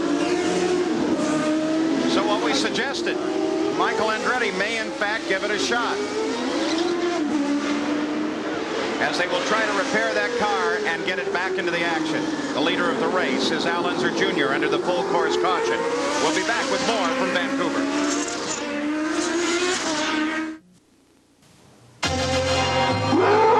Come on, Kong, I want to go to Texaco. I want to play the Texaco Win Big Sweepstakes. I could win the grand prize, a Jeep Wrangler, a discount. Even a trip to Universal Studios Florida. They're giving away over $400,000 in prizes. Oh, you beast! There are two ways to win. Collect game pieces or win instantly. Oh, come! Play the Texaco Win Big Sweepstakes. You big ape. Welcome to Brandon Tire and Auto Service, new home and state-of-the-art service department. We have one of the most modern service facilities anywhere, featuring the latest computerized electronic equipment. Certified master mechanics for all phases of automotive repair, and we give you honest, fair treatment. So tell us what your vehicle problems are, and we'll fix them right the first time. Brandon Tire and Auto Service, 2514 Highway 60 East. Terry hits hard, but not like the hard-hitting football news on ESPN's Emmy Award-winning NFL Game Day. The team of Berman, Axtell, Jackson, Edelstein, and Theismann hit the air each Sunday. Jerry Rice can cover the field, but not like the football coverage on ESPN's hour-long NFL Game Day. We'll take you all around the NFL and inside the numbers. NFL Game Day premieres Sunday at the new time of noon Eastern, only on ESPN. Ready to roll down toward the green flag in Vancouver. With Unser Jr. out in front, and for the moment he has a little bit of breathing room as we take a look at them coming off the final corner onto the pit straight. There's little Al. And second place Fittipaldi has got some distance to make up. Little Al already full into the throttle as the green flag comes out. Willie Ribbs, Eddie Cheever, Randy Lewis all right together. Cheever the right front of his nose wing bent. There is second place Fittipaldi with third place Scott Goodyear right behind him. And Danny Sullivan, Bobby Rahal, and Mario Andretti all lined up trying to take a shot at Scott Goodyear. So once again, a great fight as Unser Jr. pulls away. Scott Pruett gets a little wide on the corner. Scott Goodyear gets a little wide on the corner. Scott Pruett sits right next to me. Boy, I was excited there for a second. I thought I was out there driving. Scott Goodyear with a great day. Let's get an update from Gary Gerald. Well, back at the start of the show, we were talking about the surprises. Lyondike qualifying 4th, Guerrero 10th, Goodyear 9th. Lyondike out early, Guerrero involved in a crash. Goodyear the only surprise in qualifying left. And what a race the rookie is running, and these Canadian fans are loving every moment of it. He's battling up here for 3rd, his season best 8th on 2 occasions. He qualified his best ever. He's looking for his best ever finish. These people are very excited about his performance. All right, Gary Gerald, we continue to keep track of Scott Goodyear's magnificent run here today. You can almost hear the pens scratching on the checkbooks of sponsors across Canada who say, let's get this kid. He's looking great. Look at Goodyear as he comes across the front of Willie Ribbs. Ribbs not in this fight. He's back in the field. It's like Mario and Bobby are having a great fight back there, too. We have a further update from local hospitals now. The condition of the corner workers not yet identified to us, and my guess would be will not be during the run of this race until they can get all of the relatives properly notified. They deserve information first. Looks like Willie had a problem right up there in the top of the screen. They got it around and up to the wall. The indication is that one of those course marshals at first what was identified as a broken jaw. Now, as they further evaluate, there may be a serious head injury there. So we continue to hope and pray. Willie Ribbs, they try to get him off the wall. It's a very dangerous position. That's where all the action's been all day long. They call it turn 3 down the chicane. No doubt they've already shunted traffic away from this corner because they're sending Willie counter course. Yep. Now there's a map of the circuit. Get up there in a chicane. That's where all the action's been all day long. Right there in turn 3, right on the exit part. It's a real bottleneck area. Easy to get things out of shape, and if you do, it's just going to bottle right up. Back to the battle for second place. Fittipaldi, Scott Goodyear, Danny Sullivan. Eddie Cheever lying just ahead, but with his problems well back in the order, running in 15th place right now. Get a good shot at Eddie Cheever's wing. It's really laying on the ground. Doesn't seem to be bothering him much, though. He's still keeping a torrid pace. He's in that position only because of his long stop. One thing about street courses like this, the wings aren't as critical as the mechanical aspect of the car. Super speedways, you need everything you can do with wings, but I think they aren't quite as critical. Single file as they run through the yellow zone and past the car stopped on the circuit. tough to see it where it is there. And look at Sullivan as he comes in, ducks under Goodyear. And Sullivan picks up the place. He now runs in third. Goodyear saw him at just the last instant and darted away. Good shot from on board going into turn one. Boy, it does show you, too, though, that Scott Goodyear can keep pace with him. Now Rahal challenges Goodyear. The battle develops for fourth as Sullivan begins to climb on the back of Fittipaldi for second. Mario Andretti is there in sixth place as well. Boy, they're all right together.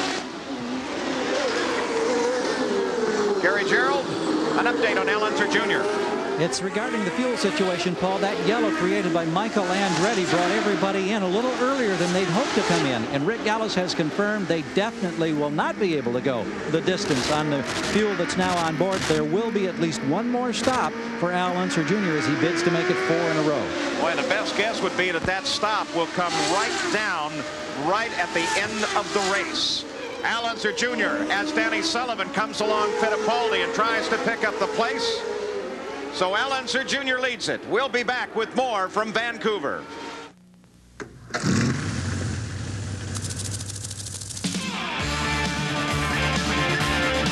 Moon goes up, sun goes down.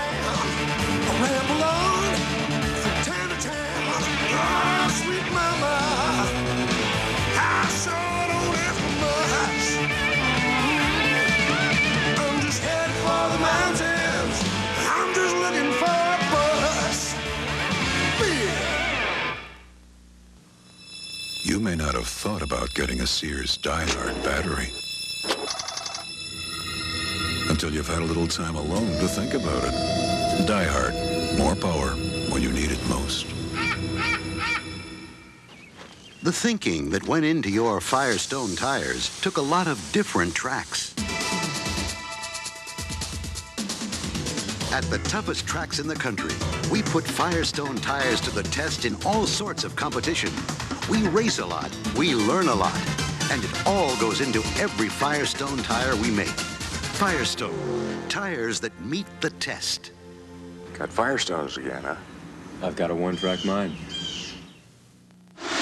In Vancouver, the fight is for third place. Emerson Fittipaldi trying to hold off a charging Bobby Rahal. Let's go down to the pits and Lynn St. James. Cars running in the top 10. Emerson Fittipaldi is planning to make a stop, probably about lap 75. We'll get tires and fuel. He's trying to stretch it right now just in case there's a yellow. I've talked with the crew of Danny Sullivan, and it's going to be real tight, so they're going to try to get that lead a little bit back between Alan Jr. and squeeze that up to force Al to use more fuel, because maybe they'll both have to stop. And I've talked to Rick Mears' crew, and they can go the distance. Team strategy, but each individual one has a different one. Well, they just flashed past the 70-lap mark. So that strategy, the tactics of this race should begin to play in the next few seconds. As the Penske team, as Lynn suggested, it may be a team in construction, team in development, team in practice. But once the green flag comes out in the race, well, then things change. The battle continues for third place. After 60 laps, Al Unser Jr. is the leader. Has not yet led a majority of the laps, and desperately wanting to pick up the point given for leading the most laps in an individual run. 4 full course cautions for 30 laps. Cars out of the race. Lyondike with his accident on the very first lap. Didier Taze, Roberto Guerrero, who got into the wall. Hiro Matsushita as Rahal gets around. Rahal picks up the position from Fittipaldi. Looking down through the rest of the cars out of the action here. Just so much to cover. Rahal now in third place and sets his sights on second place Danny Sullivan. About 8 seconds ahead. And Sullivan has stabilized in position about 15 seconds back from Al Unser Jr. That was a great move by Bobby. You know, he's been working on Emma back and forth and back and forth. Here we are now, look. Just went in a little deeper. Cut him off guard. Basically the same move, same exact move that Danny made on Emma. Deeper, faster, gets there first. Rahal has third place. Now Rahal has to deal with Eddie Cheever, who runs in 15th. And there's Scott Goodyear, who now has fallen back to 8th place. Just behind him is Scott Pruett, the Dick Simon Amway entry. Scott Goodyear, who was running so well. He just came out of the pits, so he's on fresh tires. It's going to take him a couple laps to get the speed, so you'll see him probably get past here by not giving him easy. Look at that as the two Scots fight, Pruett and Goodyear. Wow. I'll tell you what, you can't take anything away from Scott Goodyear in that one. He came alongside the longtime veteran Scott Pruett and said, not going to intimidate me, pal. I'll stay right here with you. Good, safe racing and spectacular. And Al Jr.'s rocking on the door right behind them.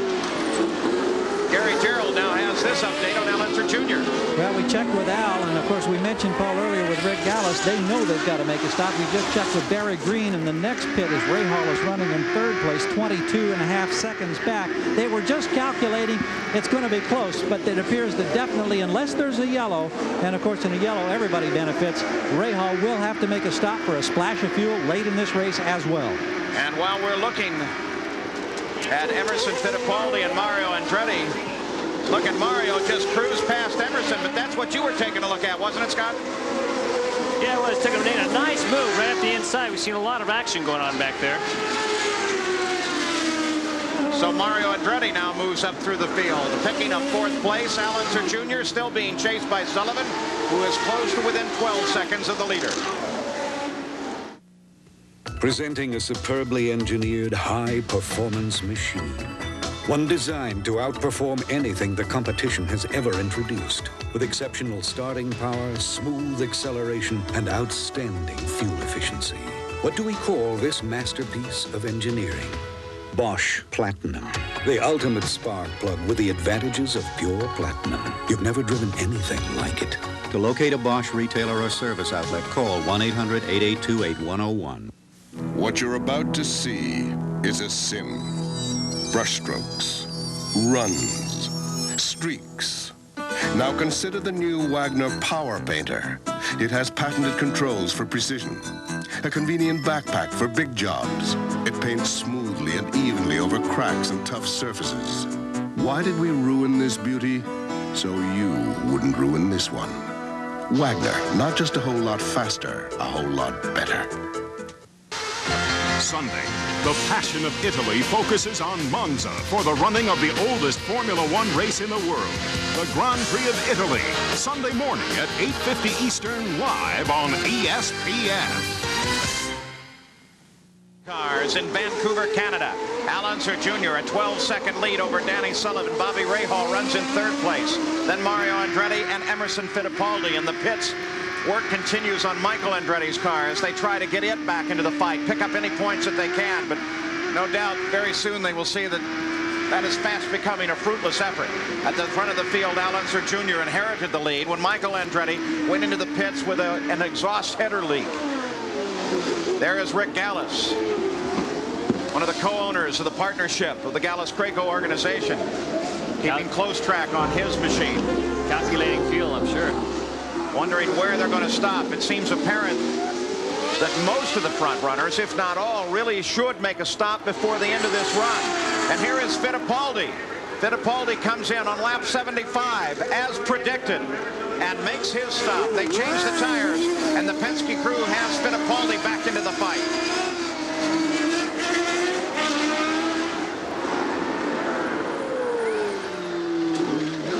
Only 10 feet wide at the pit exit. And Fittipaldi trying to get these tires up to operating temperature just as fast as he can, because this stop, the first time today, is made under the green flag. The wives of the teammates. Debbie Rahal to the left, Shelley Unser to the right. Back and forth. I wonder what they're talking about. Unser Jr., the leader of the run. And Danny Sullivan is closing in. Danny just ticked another second off of Unser Jr.'s lead. Now it's 14 seconds. But of course, Scott Pruett, what Unser Jr. will deal is he'll maintain the pace that he's comfortable with and probably not react to the Sullivan presence until he can actually see it on a long straightaway. He's not in a position now where he needs to act on it. I mean, he needs just to run his own race like he is. There's no reason. Still 14, 15 seconds behind. There's not much Danny's going to do. They'll keep an eye on him. You know, see how close he's doing, see how much he's catching up. There is John Andretti coming past Rick Mears, or at least giving it a shot, though he couldn't get the job done as Rick slams the door in a battle for 5th place. John Andretti, another one of those who really has something to prove, because if the rumor comes true, and it seems like it will, that the Porsche effort is done at the end of this year, then John Andretti has no place to go once again. So he would like to display strong if he can. He needs to run real strong here. You know, the rest of the season long, he needs to end up somewhere else. The only ride's really opening that we know of next year is the one with Hall. But there's 4 or 5 good drivers open for that slot. So it should be really interesting to see what happens. Still that show of blue smoke at the back of Unser Jr.'s car that we saw all last week in Denver. We see it most of the day today. If I was a car owner, it'd drive me nuts. Unser Jr. now stretches the interval. No doubt aware of the fact that any time now he should head for the pits. You got a glimpse of Fittipaldi, who runs in 7th now, just ahead of Little Al. There's Rick Gallis. Other racing today, the ARS Series. Benicio Salmi wins his first ARS race, followed by Mark Smith and then Marty Roth. Unser Jr. down the pit straight again through the first turn. It's like Emerson moved out of his way there, let him go by. Fittipaldi always very conscious of the presence of other contenders on the circuit. Very good about letting a fight continue. Sullivan, 2nd place. Scott Goodyear right behind him as we look at Roger Penske, who in the pits keeps track of Rick Mears, despite the fact that he owns all 3 cars of Fittipaldi, Mears, and Sullivan. They each run their own race. Wonder what's going through his mind right now. On the radio to Rick Mears. And that's rather constant communication. The 2 of them talk back and forth quite a bit. 3rd place, Bobby Rahal.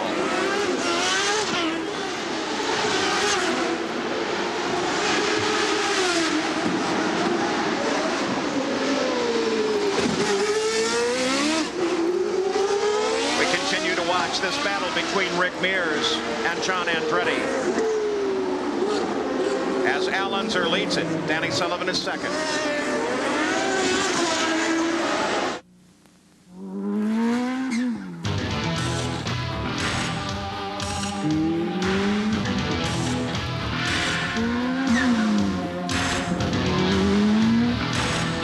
This is where Toyota learns the value of racing.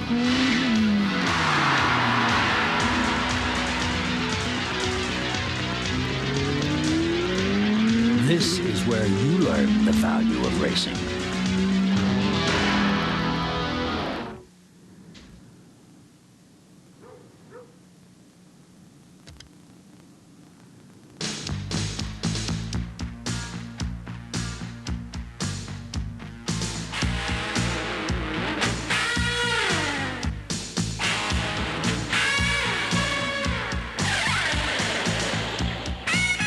Put a Pioneer 6-disc CD system in your car. You get a lot more out of your music. Al Unser Jr. still leads this race. In 2nd place is Danny Sullivan, shades of a week ago for the Indycars at Denver, Colorado. With Bobby Rahal running in 3rd. That, of course, is just the way they finished at Denver. There you see Sullivan as he works his way around Randy Lewis and continues his pursuit. He's now just under 14 seconds behind Al Unser Jr. The pit strategy is going to be crucial here today. The only true contact at the moment is Rick Mears and John Andretti as Eddie Cheever comes in and replenishes the target car. The Ganassi team. Get a good shot of that broken front wing on that car, too. No side plate on it. It just drags along the ground as he bounces around the course. But as Scott Pruett recognized a few minutes ago, it doesn't seem to have an adverse effect on the performance of the car.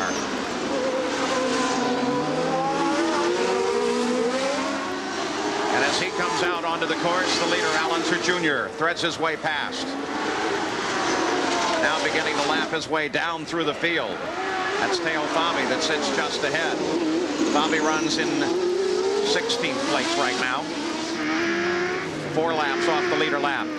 And just that quickly, Unser Jr. disposes of Bobby. Junior's running real strong all day long. You know, when things are hooked up, they're hooked up. We saw that for Emerson last year. And we have the same feeling now for Al Jr. and his whole team. It seems to be very, very cohesive right now, a real working mechanism. But in that, for the driver of the number 5 Valvoline car, Unser Jr., isn't that also part of the danger? Because if you're really hooked up, but then you know you're well in front, you say, okay, I want to slow down just a little bit. The minute you come off your pace is when you can make a mistake. That's right. You need to stay sharp. You know, a lot of times you have incidents exactly because of that. You get in a situation where, okay, I'll take it easy. You start making a little bobble here, a little bobble there. Next thing you know, you turn up a race car. Watching Danny Sullivan now running in second place with Bobby Rahal trying to close in on Sullivan. 82 laps now complete. 15 to go in the 97-lap run here, the first ever at Pacific Place in Vancouver on just a gorgeous day. Billowing white clouds coming over the top of the mountains. Marvelous crowd here enjoying this IndyCar race. I wonder if Gallus told Junior to pick it up a little bit because of fuel, making him at a pit stop maybe. Bobby Rahal, who runs in third place, as he threads his way around the field. There's Ross Bentley there in the 27 car. He's an interesting story here because he has considerable open wheel experience in the smaller formulas. And a number of businessmen here in Vancouver said, well, we've got to have someone from the city racing our very first IndyCar race. So they all went together to arrange for this team car entry for Ross Bentley. And he's out there and running in 18th place right now. It's cruising and staying out of trouble. Back at the front with Unser Jr. And Sullivan still about 14 seconds back, not making a great deal of headway in the past few laps.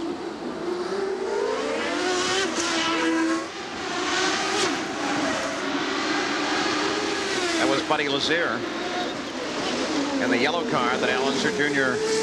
just was able to work his way around.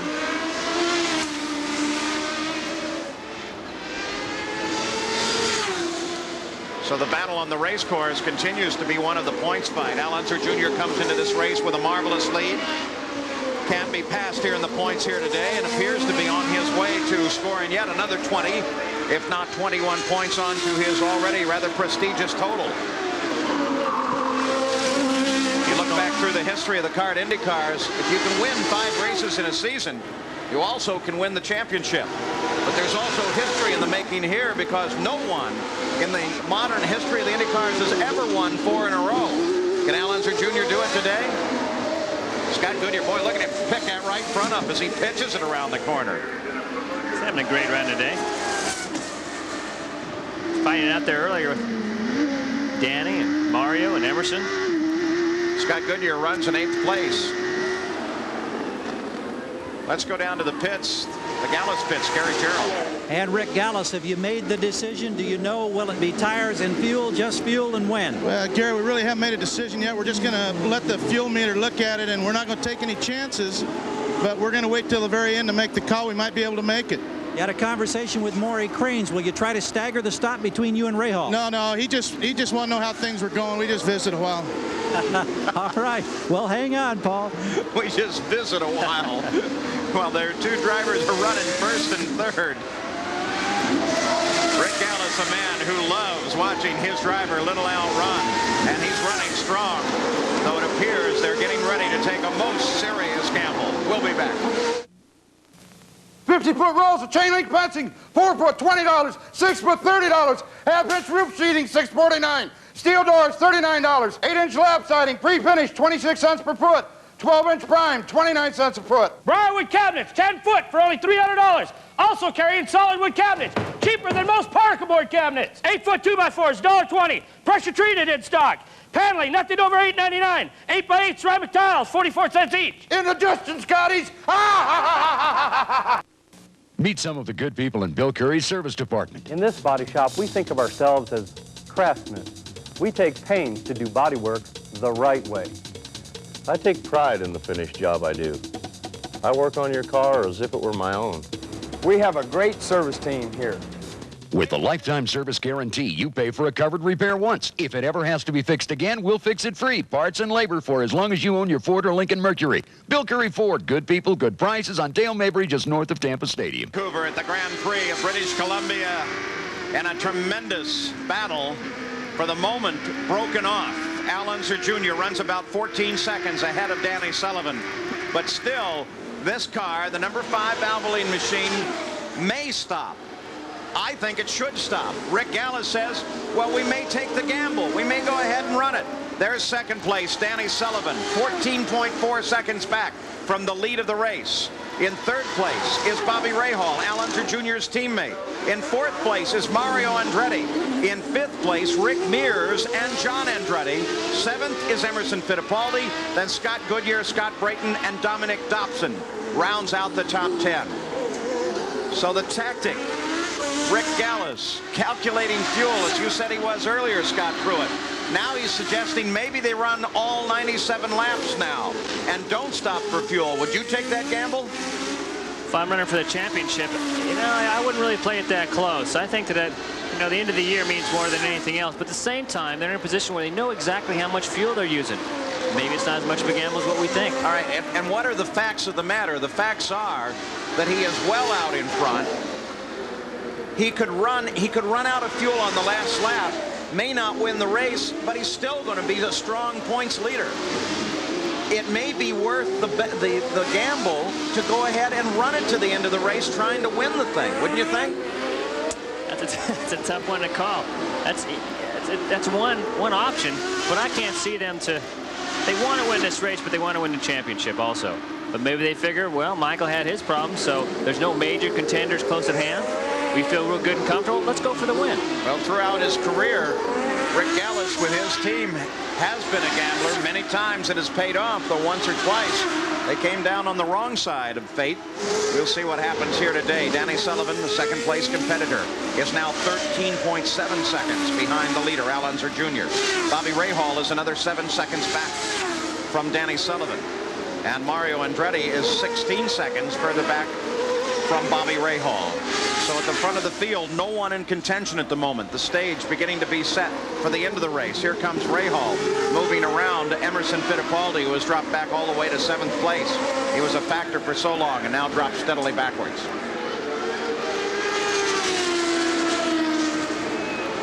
Good shot of Bobby and Emerson there. The first turn that everybody was concerned about only proved to be a problem for Arie Luyendyk, and certainly not a problem with the exiting the pits, which was the chief steward and director of competition, Wally Dalleback's concern. Debbie Rahal. They were really worried. In fact, Wally's talking about already how they can readjust this circuit for next year, which of course is not unusual, in fact customary for a first-time circuit. That's one of the advantages of the temporary circuit. They can examine how it treated the cars, what was safe, what was a concern, and then change it. Now Scott Goodyear. Awful exciting to be involved in the sport, going to these new cities. And not only that, but these cities really welcoming us with open arms. The people, the fans, the support. And you couldn't ask for a nicer city. Boy, great restaurants, beautiful scenery. 8 laps to go for this man, Al Unser Jr. Now he picks up the pace just a little bit, and in doing so, pulls a little further ahead of Danny Sullivan. Now 15 seconds ahead. Every time I see that plume of blue at the back of the car, I think, it's got to be it. It sure doesn't look good, does it? No, but it works. All right, let's get an update on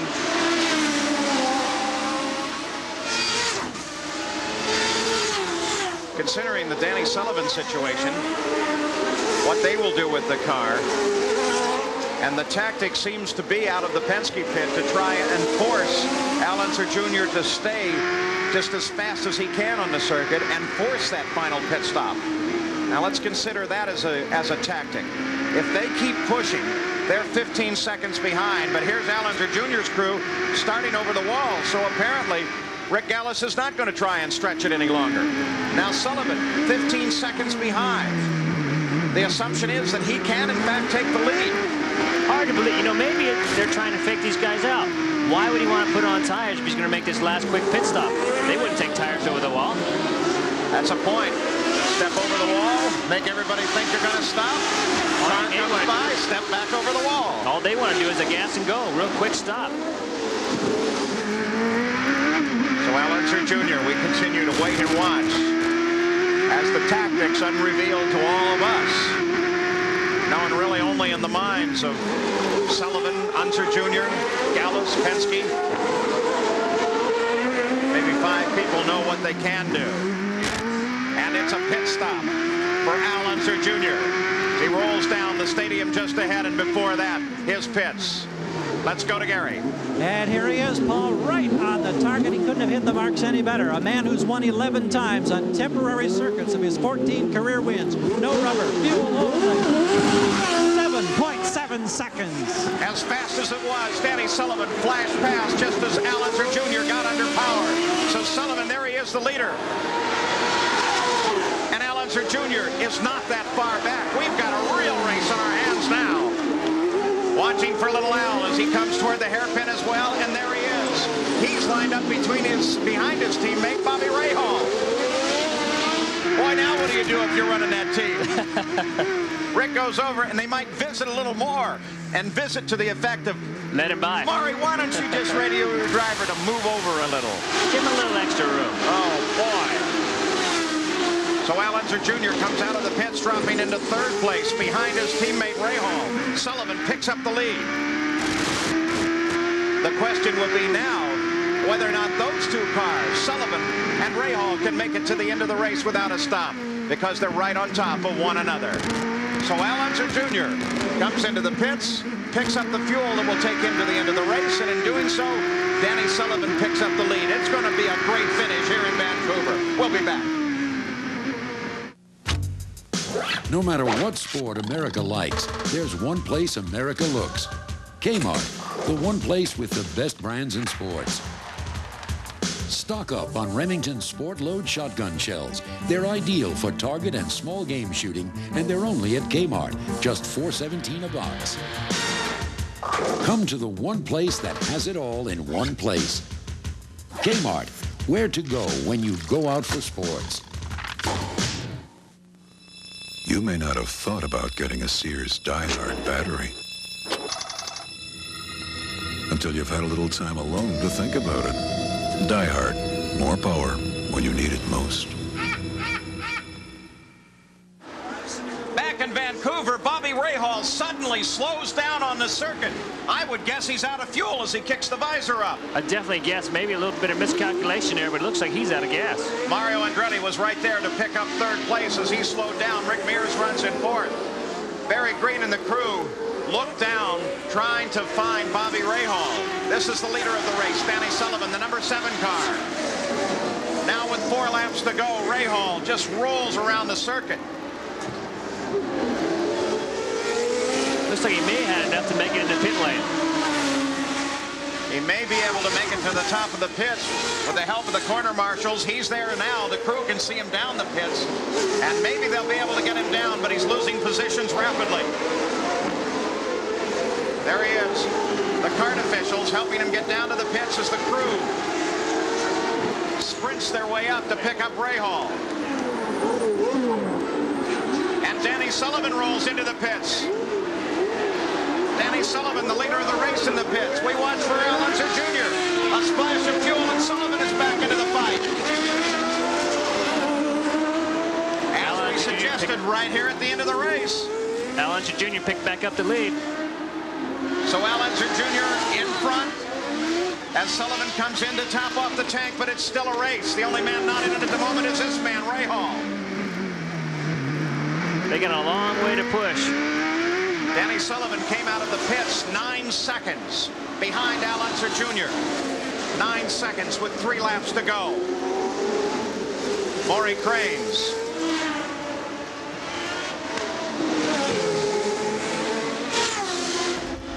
He's playing it right to the edge, trying to take an advantage, making that a little bit of a gamble.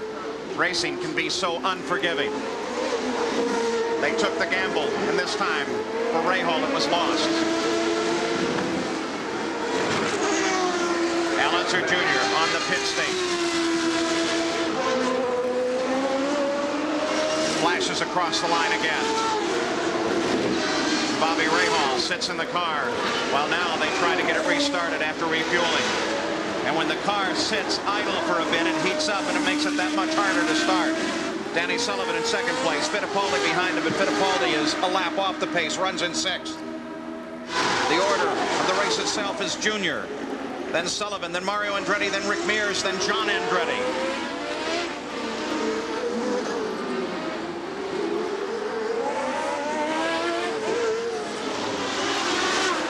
What a turn of events.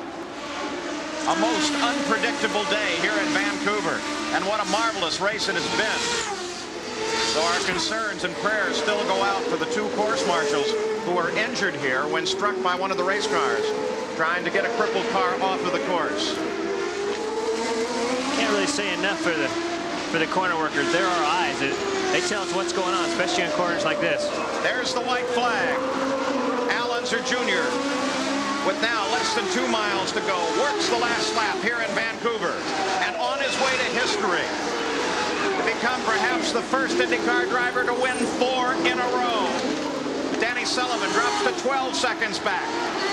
An impossible task now for Sullivan. Sullivan rides second. Mario Andretti, not in contest, runs in third place. Al Unser Jr. turns it through the chicane. Shelley still not sure. Can he do it?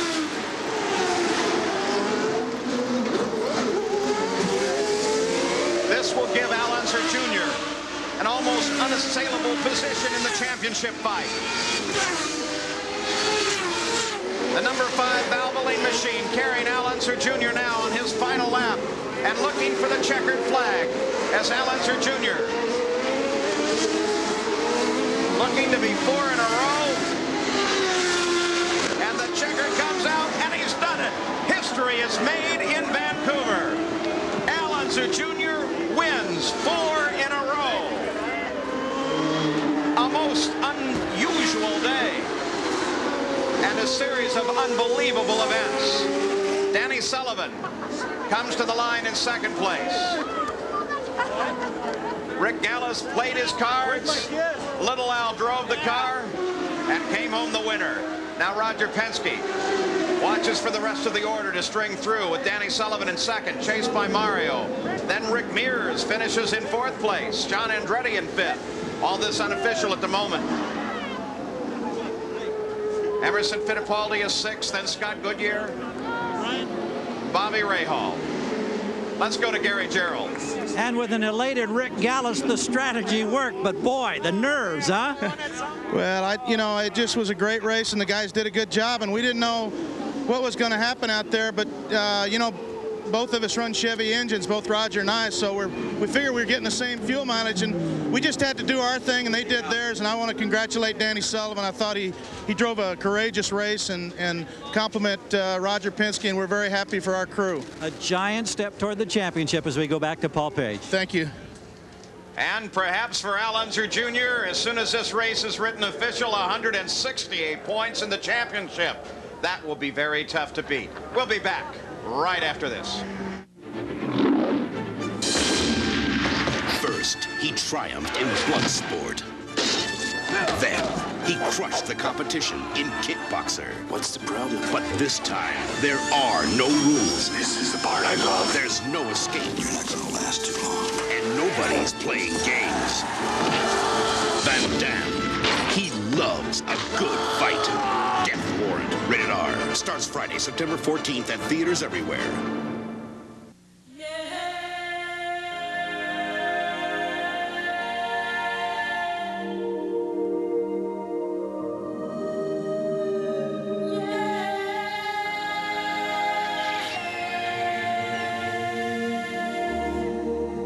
Life's full of simple pleasures, like the comfort of Levi's jeans. Or had you forgotten? If you love cars, you'll love Auto Week, the news weekly of motoring. Every week, Auto Week puts you inside the world's most exciting cars. GTs, sports sedans, collector cars, 4x4s, front drivers. Auto Week makes you an insider with industry news, personality profiles, old cars, columnists, the best classified anywhere. And nobody covers racing like Auto Week. You get the fastest coverage of Formula One, sports cars, stockers, Indycars. It's all in Auto Week, the news weekly of motoring every week. Call 1-800-828-4100 to get a full year of Auto Week at our special discount price. Just $19.95 for 52 issues, only 38 cents a week. You'll save 80% off the newsstand price. Call 1-800-828-4100. Let Auto Week put you in the driver's seat every week.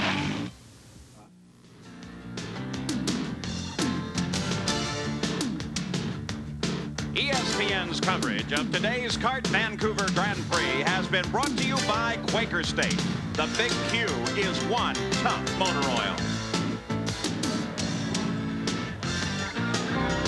Well, the celebration is all underway. Unser Jr. has won it. Now let's go to the Sears Winner's Circle interview, brought to you by Road Handler. Here's Gary Gerald. And what a familiar story and what a familiar scene it seems to be coming here.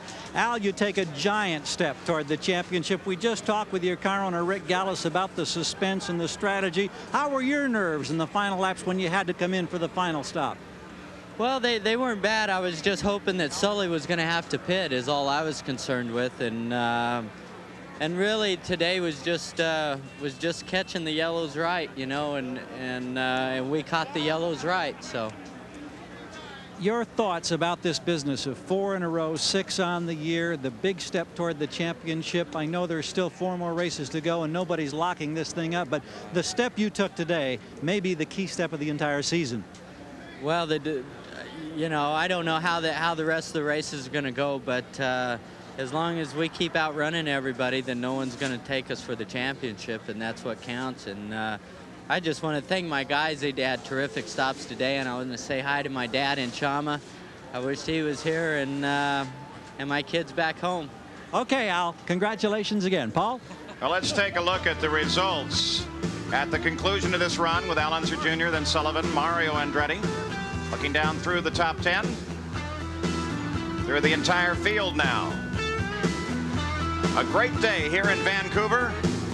Terrific run and a lot of excitement. And how does that finish affect the PPG IndyCar World Series points? Well, of course, Unser Jr. with an incredible lead now. But there's still 88 points left to go in the season. Scott Pruett, quite a day. Quite a day. What a turn of events. We saw so much action in this race, hard to keep track of them up here. So the race has been run in Vancouver, and quite a race it was. Michael Andretti leading in the early laps, and then finally the battle with Unser Jr. Here is the remaining schedule, and of course, all of these races as we take you to the end of the championship right here on ESPN. So long.